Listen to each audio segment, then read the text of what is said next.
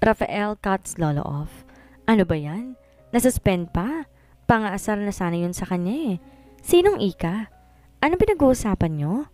Umupo siya sa tabi ko at niyakap ako. Hoy, Rafael! Saway ko sa kanya. Talagang harap pa sa lolo niya. Maglalandian? Ikaw? Ako? Di makapaniwalang tanong ni Rafael. At napaklakas siya sa yakap sa akin. Bakit ako? Tinuro niya pa ang sarili niya at tiningnan si Lolo ng masama habang si Lolo nakangiti ng sobrang lapad parang si Red lang. Dad, what did you tell her about me to make her laugh so hard? Hindi makapaniwalang tanong niya. Tumayo si Lolo at pailing-iling na tiningnan kami. You two look good together. I want you two to have a baby. Excuse me, titingnan ko lamang sa kusina, sabi ni Lolo. Hindi baby ang topic natin, Lolo? Nanlaki ang mga mata ko sa sinabi niya. Napatingin ako kay Rafael at ang lawak ng ngiti na nakaukit sa kanyang mukha. So, you two are talking about baby? May panunokso sa boses niya at nilapit niya sa akin ang mukha niya. No, of course not. To tell you the truth, tumayo ako at tumalikod sa kanya. Natatawa kasi ako, lalo na sa mga nalaman ko. Nagpapalusot ka lang. Inawakan niya ako sa kamay at hinilakaw papalapit sa kanya. Nakaupo pa rin siya sa sofa. Di ko na mapigilan ang tawa ko at pinagilan ko ang mukha niya nang humarap ako sa kanya. Pinalibot niya sa bewang ko ang kamay niya at isinubsob sa tummy ko ang mukha niya. Naramdaman ko hinalikan niya ang tummy ko. I find it so sweet, that's why I smiled and I'm caressing his hair. Matandang yun. Tara na nga. Hinila niya ako papunta sa stairs. Saan tayo pupunta? Hindi makapaniwalang tanong ko sa kanya. We're making a baby. He whispered and started dragging me upstairs. My eyes widened. Ano? Rafael, that is not a funny joke. Pagbabanta ko sa kanya. Who said that I'm joking? He is so serious and turned to a grin. Teka, malayo pa ba tayo? Tanong ko sa kanya at kanina pa kami paakit ng hagdan. Wala ba tong katapusan? Excited much? One more floor. My room is on the 4th floor. He grinned. My God, ito ba yung sinasabi ni Lolo na welcome to my little house? Grabe malit pa sa kanya? He said and he immediately hugged me from the back. After he closed the door, I looked around. This is bigger than his condo. Simple but elegant design. Rafael, Bata ka palang mahilig ka na sa babae. Ha? Inalis niya ang kamay niya sa akin at naupo siya sa couch katabi ng side table. Bakit mo naman nasabi yan? Tumingin siya sa akin at ngumiti ako kasi naman nakakatawa. Nakwento lang ng lolo mo. What? Napatayo siya sa pagkakaupo niya. Sabi ni Lolo, primary grade sa school mo pa lang, balak mo bigyan ng flowers yung crush mo. Ang cute! Hindi ko ma-imagine na since birthday na ng pagiging babaero mo. Natatawa kong sambit at naupo sa bed. He did? Did he say who is the girl? Oh, diretso kong sagot. Pero hindi ni Lolo nasabi yung pangalan kasi sumulpot ka. Dagdag ko pa. Siguro marami nang kwento si Dad. That's enough for today. I call you when lunch is ready. Take a rest. He said and he immediately left the room. What? Sino ba kasi si Ika? Ang talino ko naman masyado kung sasabihin kong ako. Joke! Rafael's Clyde, POV. Nandito ako ngayon sa mansyon ni na Sam. Sinasamahan ko pa siya kasi late darating si Namanang. Solo ko pang asawa ko pag alis namin sa mansyon. Dumiretso na nga kami dito. Bandang alas 4 na kami nakarating pero wala na rin ang mga kasama sa bahay nila. May dinaanan pa raw kasi. Nandito ako sa kwarto niya at nahiga muna ako sa kama at namalayan na nakatulog na ako. Napabalikwas ako na marinig kong malakas sa sigaw ng dalawang babae na hindi ko kilala. Who are you? What are you doing here? Tinapunan ko na masamang tingin ang dalawang babae sa may pintuan. Sino ba mga to? Inalog kong ulo ko. Wala ako naalalang inuwing babae maliban kay Sam. Who the hell are you? What are you doing here? Rafael, ba't ka pa sumisigaw? Naripat ang mata ko kay Sam nakakalabas ng banyo. Ate? They said in unison. Pagkaharap ni Sam, nagulat pa siya. Biglang lumawak ang ngiti na makita ang dalawang babae. Sarah? Shane? Ate! Ito ba yung mga pinsan niya na tinuturo niyang kapatid? Ang iingay. I miss you. Na-miss ko rin kayo. Nakatingin ako sa kanila nang biglang napansin na isa na nakatingin ako sa kanila. They really look good together. Ate, who is he? Tinuro niya ako. Tinignan ako nito mula ulo hanggang paa. Di rin nakawala sa paningin ko ang panlalaki na mata niya, dahilan para mapatingin ako sa sarili ko. Rafael, magdamit ka nga? Sigaw ni Vanessa at binato ko ng unan. Shit! I cussed and I immediately put my clothes on. Sorry, sabi ko na makadamit na ako. Lumapit ako sa kanya. Tinignan niya ako tapos sinawi niya yung buhok ko. Ay! Sabi ng isang pinakabata sa kanila. Sino nga ulit? Ate, isusumbong kita kay mom. Nagdala ka ng guy sa room mo. Sabi naman ng isa pa.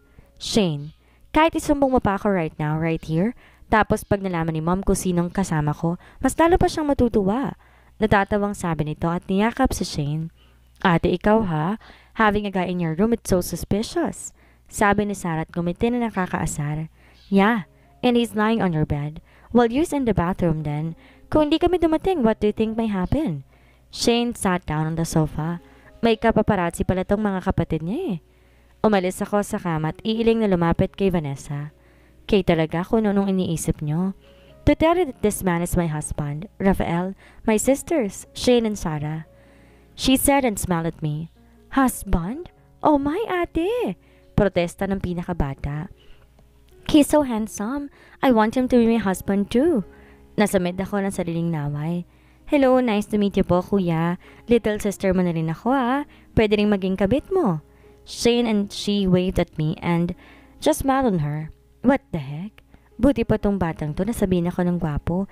Itong ate nila. Kahit isang beses, hindi. Mukhang korsonada pa nga ako na isang to. Hi! Tipid kong bati dito. If he is your husband, can we call him Kuya? Sarah said it made me look at her.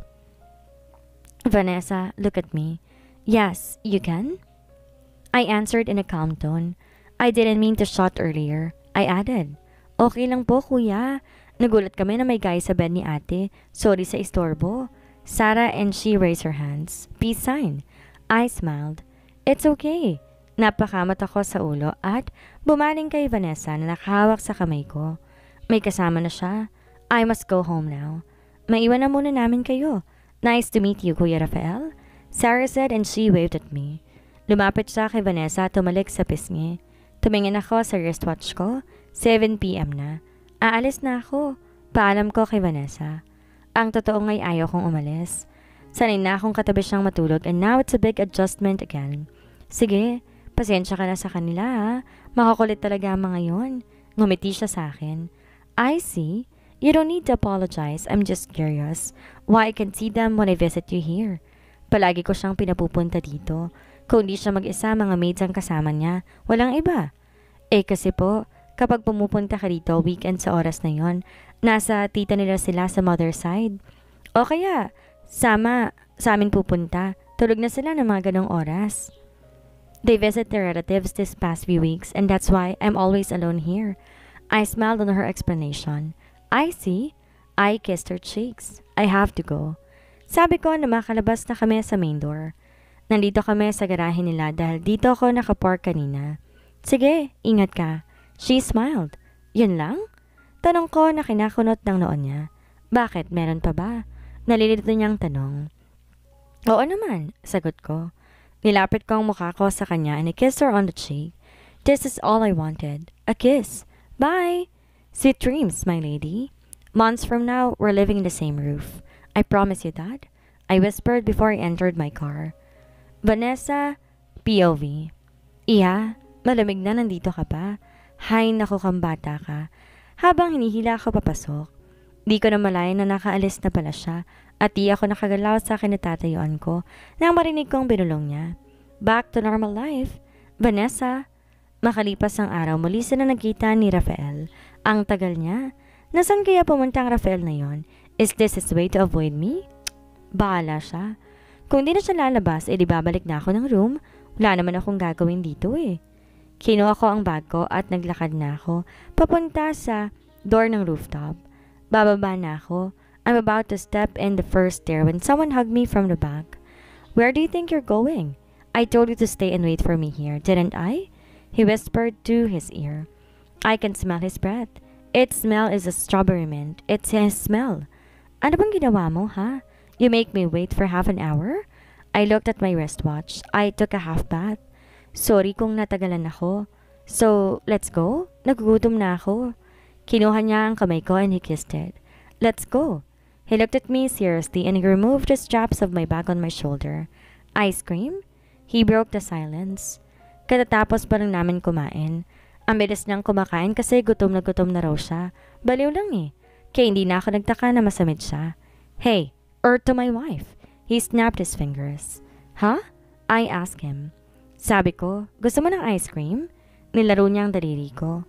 Sige, mainit ang panahon. Masarap kumain ng ice cream basta ubi flavor. Dagdag ko pa.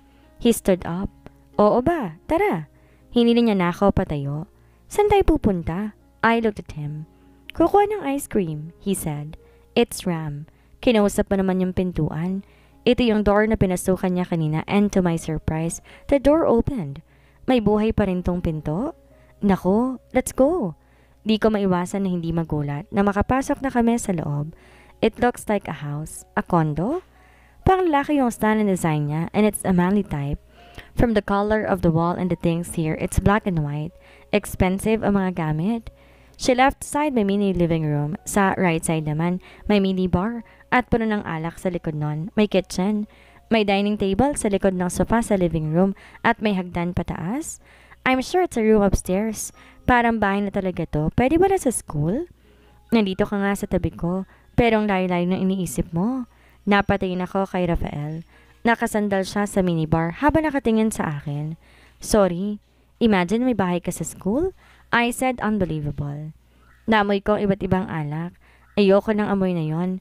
Pumunta siya sa likod ng minibar at hindi ko abot ang stool kasi hanggang bewang ko lang ang taas nila. Sabi nila matangkad. Punta ako sa sofa. Dito na nga lang ako sa black sofa. Napansin ko yung display na frame sa tabi ng flat screen TV. Lumapit ako at kinuha ko pa ang frame at nakita ko na silang 5 dito. Yung ginawa nila kanina na lang galing tong ganito. Yun nga lang si Rafael nasa pinakailalim, si Red, yung nasa pinakataas. Lahat sila nakalagay sa mukha ang kamay, yung parang nakatukod. Ang cute! They looked so handsome and cool. Napansin kong may nakataob na frame. Bakit kayo nakataob to? Siguro natumba. Kukunin ko na magulat ako sa boses na narinig ko. Finished inspecting the whole Gregorius? Ang cute niya. Ang kulit niya pala pero bakit ikaw masyado kang mainitin? Tanong ko sa kanya and he smirked. Marami akong gustong malaman. Tinignan ko siya. He is so serious. Ano naman yun? Kinakabang tanong ko sa kanya habang kumakain. Like, ano meron sa inyo ni Rayos? So, he's talking about Arvin? Wala. I mean, yes, we're friends. Bakit mo natanong? Patuloy pa nga rin ako sa pagkain. Don't you see he is a man? Don't you think it's right to have a friend like him? Huh? You're a woman, and not just a woman. You are my wife? I hate seeing you with any guy. Stay away from him. I want you to know that I don't do share what's mine. So, tell me, do you like him too? Mahaba niyang sabi. Yung tono niya ay parang nagagalit na nagtatampo. Sa iniisip niya na gusto ko si Arvin? Paano niya nalaman na gusto nga ako ni Arvin? Huminga ako na malalim at tumarap sa kanya. Rafael, hindi. Ano bang pinagsasabi mo? Siyempre hindi. I know my limitations and I know what I am now. So don't you look like that? I am not one of the bitch and cheater. I said calmly. Good to hear. He kissed my forehead and cupped my cheek before he hugged me. Let me explain and believe me just like how I believe in you. You know that I lied on you last time at di magandang kinalabasan. I don't want it to happen again. I promise to myself that I never lie to you again. Trust me, okay? Whatever happened, believe me, and please do trust me. He leaned his forehead to me while saying those words. I smiled and nodded. Bakit niya ba sinasabi to? Pinaniwalaan at pinaniwalaan ko siya dahil asawa ko siya at malaki ang tiwala ko sa kanya. Bagay na binigay ko sa kanya ng buong buo. I trust you a lot and I always believe in you and I? Tinakpan ko ang bibig ko. I love you. And what? Tanong niya. Binalik ko ng atensyon ko sa pagkain ko. And I confront you? Palusot ko. Rafael, pisngi ha? Sabi ko sabay agaw sa kanya ng ice cream niya. Tinignan ko yung ice cream. Chocolate flavor. Bakit may cookies? Tanong ko sa kanya. Nalagyan ko. Ay, parang bata lang. In fairness, masarap na. Okay na, pwede nang pagtsagaan. Ubos na? Di makapaniwalang tanong na Rafael. Ah, akala ko kasi ayaw mo na. Hindi ka na kumukuha eh. I am craving. Ang sarap nga sa'yo, feeling ko. Magiging favorite ko na nga rin to. Naglilihi ka ba? Eh wala pa ngang, ow, shit. Pinalo ko siya sa dibdib. Kung ano-ano naman lumalabas sa bibig niya. Sira ulo, manyak. Singhal ko sa kanya. Ako, manyak?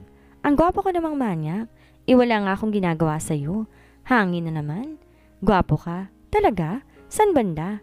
I asked sarcasm. Look at me. You're in a handsome place. My killer eyes, my pointed nose, and my kissable lips wants to touch yours. Natigil sila nang biglang may pumasok ang maiingay na pinsan at kaibigan ng asawa. Tinulak ko ang mukha niya palayo sa akin. Ang bababoy, dyan ka na nga. Baka may TV na talaga sila. Hindi ko sila pinansin at nagpatuloy lamang ako sa paglalakad papalabas ng silid na pinasukan namin ni Rafael na tinatawag niyang Tragorios. Dumiretso ako ng mini living room dito sa rooftop. Paaba na sana ako na makasalubong ko sila Patricia. What the hell are you doing here, bitch? Didn't you know this place is exclusively for Dragorios? Inirapan niya pa ako. Alam ko, Patricia. Sagot ko sa kanya at lalampasan ko na sila pero bigla niya akong hinablot pabalik sa harapan niya. Minsan di naman siguro masamang pumatol sa mga ganitong tao, diba? Minsan nakakasawa na rin na palagi ka nagtitimpi pero iniisip ko pang kalalabasan kung pinatulan ko ang ganitong tao. Ayaw na ayaw ko sa lahat na magkaroon ako ng kaaway. Iiwas at iiwas ako, hindi dahil sa duwag ako kundi dahil sa ayoko ng gulo at kailangan ko na mahabang pasensya. Relax, Vanessa. Huwag kang bastos, kinakausap pa kita. Nalilisik ang mga matang sigaw niya sa akin. Ang higpit ng pagkakahawak niya sa braso ko. Yun bang may tatanam niya na sa balat ko ang mahaba niyang kuko at sa lakas ng pagkakahawak na sa akin, kulang na lamang mabali ang buto ko? Aray! Patricia, bitawan mo ko. Nasasaktan na ako. Imbes bitawan ako, lalo niyang hinigpitan, dahilan para mamilipit ako sa sakit. Yan ang dapat sa'yo, bastos. Isa pa ayoko makikita yung pagmumukha mo dito. This place is for the Dragorios and for their girls. Hindi ka welcome dito, keep that in mind. Dinuro niyang noo ko bago niya ako tinulak ng malakas, dahilan para mapasalampak ako sa madaming sahig. Wala naman akong ginagawang masama sa kanya. Bakit nila ako ginaganito? Wala akong natatanda na tinatapakan tao. Bakit ang laki na lang ng galit niya sa akin? Napatingin ako sa pintuan na nilabasan ko. Nakatayo si Red na nakasarang pinto habang nakatingin sa amin. Ano nangyayari dito? Tanong niya sa malamig na boses. Lumapit siya sa akin at tinulungan niya akong makatayo. Han, natalisod siya. Nag-iinarte. Sagot ni Sheila at lumapit kay Red at ipinulupot sa braso nito ang mga kamay niya. Mabilis naman na tinanggal ni Red ang kamay nito sa kanya at tinapunan na masamang tingin bago tumayo malapit sa amin. Ayos ka lang ba? Ano nangyari? Oh, come on, Red. Masyado ka namang concerned sa babaeng yan. Tinaasa ni Patricia na isang kilay si Red bago tumingin sa akin at inirapan na ako. Yung tingin nila Patricia, parang pinapatay ako sa isip niya. Wala na, natisod lang ako. Sige, una na ako salamat.